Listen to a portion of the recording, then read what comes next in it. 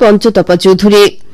আজকের বিশেষ খবর হল ড ভূপেন হাজারিকার চতুর্দশ মৃত্যুবার্ষিকী উপলক্ষে রাজ্যের বিভিন্ন প্রান্তের সঙ্গে বরাক উপত্যকার ৩ জেলায়ও আগামীকাল বিশেষ অনুষ্ঠানের আয়োজন।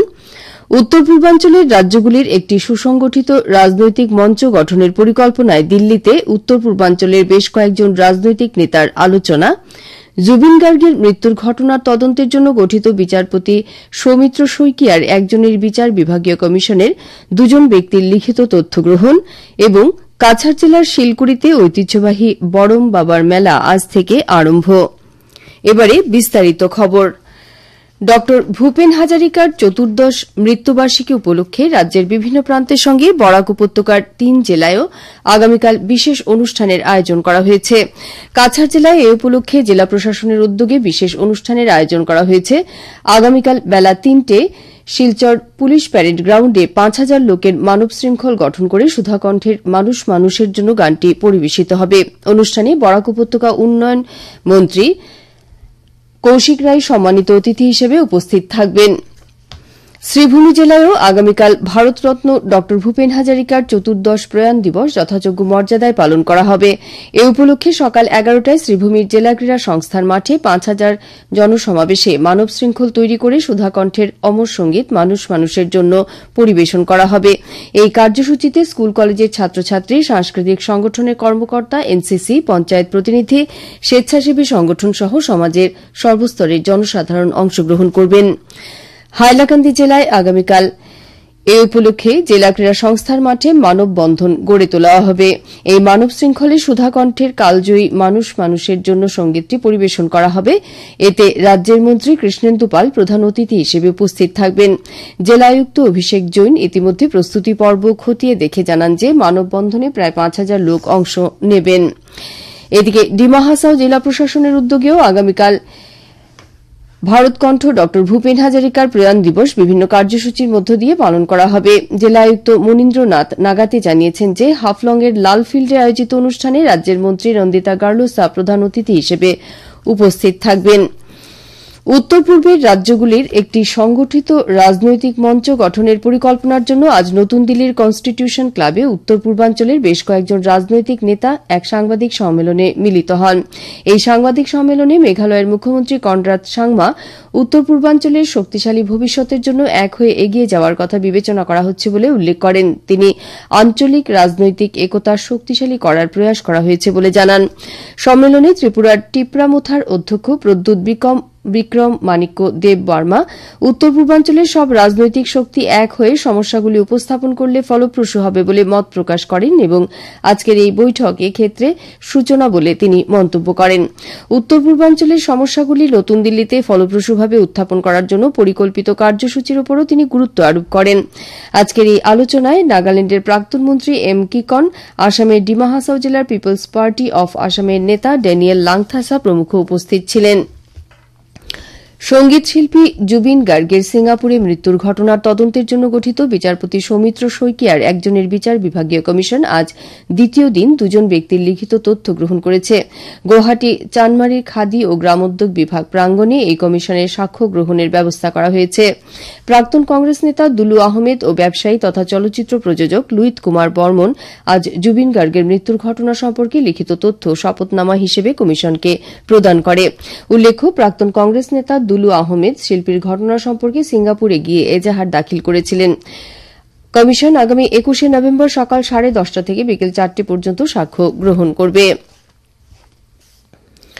আসাম বিধানসভার শীতকালীন অধিবেশন আগামী 25শে নভেম্বর থেকে দিশপুরে শুরু হবে। এই অধিবেশন আগামী 29শে নভেম্বর পর্যন্ত চলবে। অধিবেশনে মোট 5টি বৈঠক বসবে। অধিবেশনের প্রথম দিন দেহাবসান হওয়া প্রাক্তন সদস্য ও রাজ্য তথা দেশের বিশিষ্ট ব্যক্তিদের স্মৃতিতে শ্রদ্ধা জ্ঞাপন করা হবে। ওই দিন অধ্যক্ষ বিশ্বজিৎ দৈমারি শীতকালীন অধিবেশনের জন্য কার্যসূচি উপদেষ্টা সমিতির প্রতিবেদন দাখিল করবেন। আমাদের সংবাদদাতা জানিয়েছেন যে আসাম মন্ত্রিসভার গ্রহণ করা সিদ্ধান্ত অনুযায়ী 1983 সালে নেলিতে সংঘটিত গণহত্যার তদন্ত করা ত্রিভুবন প্রসাদ তিওয়ারি কমিশনের প্রতিবেদন এবার অধিবেশনে দাখিল করা হবে। এছাড়া শিল্পী জুবিন গার্গের মৃত্যুর প্রসঙ্গ, 6 জনগোষ্ঠীর জনজাতিকরণ ও সাংসদ গৌরব গগৈ ও তার পরিবারের পাকিস্তান সংযোগ সম্পর্কিত বিষয় নিয়ে আলোচনায় এবারের অধিবেশনে গুরুত্ব লাভ করার সম্ভাবনা রয়েছে। প্রসার ভারতী সাংস্কৃতিক মন্ত্রণালয়ের সহযোগিতায় সমগ্র দেশের ২৪টি কেন্দ্রে আকাশবাণী সঙ্গীত সম্মেলনের ৬৭তম পর্বের আয়োজন করেছে। তথ্য ও সম্প্রচার মন্ত্রণালয় জানিয়েছে যে ১৯৫৪ সালে আরম্ভ করা আকাশবাণীর সঙ্গীত সম্মেলন দেশের সাংস্কৃতিক পরম্পরার প্রতীক। এই সম্মেলন দেশের সমৃদ্ধ সঙ্গীত ঐতিহ্যের সংরক্ষণ, প্রসার ও জনপ্রিয়তার ক্ষেত্রে গুরুত্বপূর্ণ ভূমিকা পালন করে আসছে। প্রসার ভারতীর মুখ্য কার্যবাহী আধিকারিক গৌরব দ্বিবেদী বলেন যে কোভিড-১৯ মহামারীর জন্য কয়েক বছর এই সঙ্গীত সম্মেলন বন্ধ রাখার পর এবার নতুনভাবে আয়োজন করা হয়েছে। আগামী ২৯ নভেম্বর পর্যন্ত অনুষ্ঠেয় এই সম্মেলনের জন্য এবার প্রতিটি কেন্দ্রে ২টি অনুষ্ঠানের আয়োজন করা হয়েছে। এর মধ্যে ভারতীয় শাস্ত্রীয় সঙ্গীত এবং লোকসঙ্গীত রয়েছে। শিলং ও পানাজিতে বিশেষভাবে পাশ্চাত্য সঙ্গীতের অনুষ্ঠানের আয়োজন করা হয়েছে। আকাশবাণী শিলচর কেন্দ্রের আঞ্চলিক সংবাদ আমাদের ইউটিউব চ্যানেল এআইআর নিউজ শিলচরের মাধ্যমে শোনা যাচ্ছে। এছাড়া আমাদের Facebook page all India radio news Silchar এবং এক্স হ্যান্ডেল @AIR_News_শিলচরের মাধ্যমেও এই সংবাদ শোনা যাবে। খবর প্রচারিত হচ্ছে আকাশবাণী শিলচর কেন্দ্র থেকে।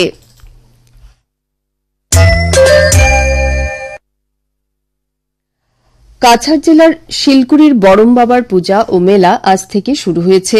ভারত সেবাশ্রম সংঘের শিলচর শাখার প্রধান গুণসিন্ধু মহারাজ আজ মেলার উদ্বোধন করেন। পাশাপাশি রাজ্যের শ্রমমন্ত্রী রূপেশ গোয়ালা মন্দির প্রাঙ্গণে নবনির্মিত জগন্নাথ কমিউনিটি হলেরও উদ্বোধন করেন। অনুষ্ঠানে বক্তব্য রাখতে গিয়ে মন্ত্রী শ্রী গোয়ালা বলেন যে মুখ্যমন্ত্রীর নির্দেশে আগামী ৫ মাসের মধ্যে রাজ্যের সব কমিউনিটি হলের নির্মাণ কাজ শেষ করা হবে। কমিউনিটি হলগুলিতে শুধু সামাজিক কার্যসূচি নয়, বিভিন্ন দক্ষতা বিকাশের প্রশিক্ষণ কর্মসূচিও অনুষ্ঠিত হবে বলে তিনি উল্লেখ করেন। আমাৰ অসমত ৰেজিষ্টাৰ্ড টি গাৰ্ডেন প্ৰায় ৮৫০ মান আছে আৰু এই বাগিচাবিলাকত এটা সময়ত কোম্পানীৰ তৰফৰ পৰা বনোৱা কমিউনিটি হলবিলাক আছিল। কৰবাত আছিল, কৰবাত নাই। আজিৰ তাৰিখতহে কমিউনিটি হলবিলাকৰ অৱস্থা একেবাৰে বেয়া। ৰাজহুৱা যদি কিবা অনুষ্ঠান প্ৰতিষ্ঠান পাতিব খোজে তেন্তে শ্ৰমিকৰ যথেষ্ট অসুবিধা হয় আৰু কেতিয়াবা বিয়া বাৰু পাতিবৰ কাৰণেও বহুত অসুবিধা হয় বা পূজা পাৰ্বণ বিভিন্ন ধৰণৰ অনুষ্ঠান ধাৰ্মিক অনুষ্ঠান পাতিবৰ কাৰণেও যথেষ্ট অসুবিধা হয়। সেইকাৰণে মাননীয় মুখ্যমন্ত্ৰী মহোদয়ে উপলব্ধি কৰিলে যে আমি চাহ বাগিচা ৰাইজৰ কাৰণে এখন জগন্নাথ মহাপ্ৰভুৰ নামত, যিহেতু জগন্নাথক চাহ বাগিচা অঞ্চলত খুবেই মানে, সেইকাৰণে তেওঁ জগন্নাথ মহাপ্ৰভুৰ নামত এটা এনেকুৱা ধৰণৰ বিল্ডিং নিৰ্মাণ কৰাৰ কাৰণে পৰিকল্পনা ল'লে আৰু আজি আমি অসমত প্ৰায় ৫০০ জগন্নাথ মহাপ্ৰভু সমূহীয়া কেন্দ্ৰ নিৰ্মাণ কৰি আছো। আজকের উদ্বোধনী অনুষ্ঠানে রাজ্যের মন্ত্রী কৌশিক রায়, 2 সাংসদ পরিমল শুক্লবৈদ্য ও কনাদ পুরকায়স্থ, জেলা আয়ুক্ত মৃদুল যাদব ও প্রবীণ পুলিশ সুপার পার্থপ্রতিম দাস প্রমুখ উপস্থিত ছিলেন। দক্ষিণ শ্রীভূমি পূর্ত বিভাগের সড়ক ডিভিশন শাখার সহকারী কার্যবাহী বাস্তুকার এক বিজ্ঞপ্তিতে জানিয়েছেন যে মুখ্যমন্ত্রীর উন্নত পাকা সড়ক নির্মাণ যোজনার অধীনে উজানডি বাজার ও জনতা এক্সটেন্ডেড হাইস্কুলের পাশে 2টি বক্স কালভার্ট নির্মাণের জন্য লঙ্গাই চাঁদখানি সড়কে 10 টন পর্যন্ত ওজনের সব ধরনের ভারী যান চলাচল সাময়িকভাবে বন্ধ রাখা হয়েছে।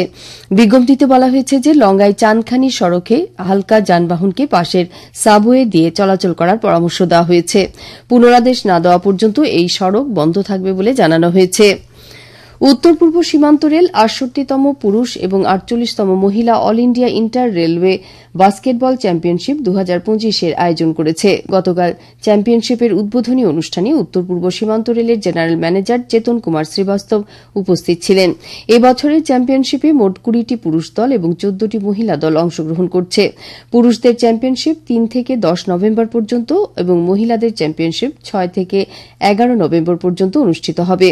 উল্লেখ্য, all India inter railway basketball championship ভারতীয় রেলের ক্রীড়া ক্যালেন্ডারে মর্যাদাপূর্ণ ও প্রতীক্ষিত একটি ইভেন্ট, যা প্রতিভাবান বাস্কেটবল খেলোয়াড়দের শনাক্তকরণ এবং এগিয়ে নিয়ে যাওয়ার ক্ষেত্রে একটি মঞ্চ হিসেবে কাজ করে।